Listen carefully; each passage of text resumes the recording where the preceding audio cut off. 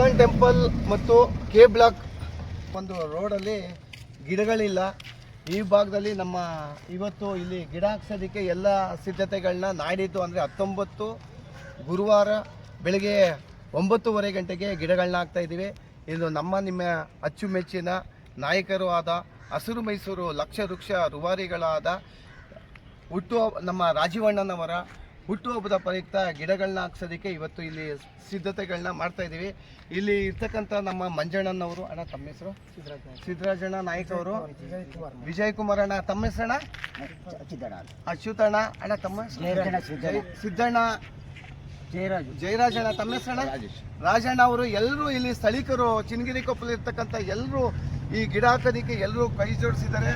ನಾಡಿದ್ದು ಗುರುವಾರ 9:30 ಗಂಟೆಗೆ ಇಲ್ಲಿ ನಿಮ್ಮೆಲ್ಲರ ಅಚ್ಚುಮೆಚ್ಚಿನ ನಾಯಕರು ಜನ್ಮದಿನದ ಪ್ರಯುಕ್ತ ಅವರ ಹೆಸರಲ್ಲಿ ಅವರು ಲಕ್ಷ ವೃಕ್ಷ ರೂವಾರಿಗಳು ಸಹ ಈ ಗಿಡಗಳನ್ನ ಇವತ್ತು ಇಲ್ಲಿ ಹಾಕ್ಸೋದಕ್ಕೆ ಸಿದ್ಧತೆ ಮಾಡ್ತಾಯಿದ್ವಿ. ಪರಿಸರದ ಬಗ್ಗೆ ಎಲ್ಲರೂ ಕೈ ಜೋಡಿಸಿದ್ದಾರೆ. ಅವ್ರಿಗೂ ಸಹ ನಮ್ಮ ರಾಜೀವ್ ಸ್ನೇಹ ಬಳಗದಿಂದ ಧನ್ಯವಾದಗಳನ್ನೂ ಸಹ ತಿಳಿಸ್ತಾ ಇದ್ದೀವಿ. ನಾವು ಗಿಡ ಹಾಕ್ತೀವಿ, ನೀರು ಹಾಕ್ಬೋದು, ಆದರೆ ಇಲ್ಲಿರೋ ಸ್ಥಳೀಕರು ಪರಿಸರ ಉಳಿಸೋದಕ್ಕೆ ಅವರಿಂದ ಸಾಧ್ಯ. ಇದೇ ರೀತಿ ಮೈಸೂರು ನಗರದಲ್ಲಿ ಇದೇ ರೀತಿ ಎಲ್ಲರೂ ಕೈ ಜೋಡಿಸೋಣ, ಪರಿಸರ ಕಾಪಾಡ್ಕೊಳ್ಳೋಣ. ಕಳೆದ 3 ವರ್ಷಗಳಲ್ಲಿ ಕರೋನಾಗೆ ಎಷ್ಟು ಸಮಸ್ಯೆಗಳಿತ್ತು ಅಂತ ಎಲ್ರಿಗೂ ಗೊತ್ತಿದೆ. ಹಾಗಾಗಿ ಮಂಜಣ್ಣವರೇ ಒಂದೆರಡು ಮಾತಾಡಬೇಕು ಅಂತ ಸಹ ಕೇಳ್ತಾರೆ.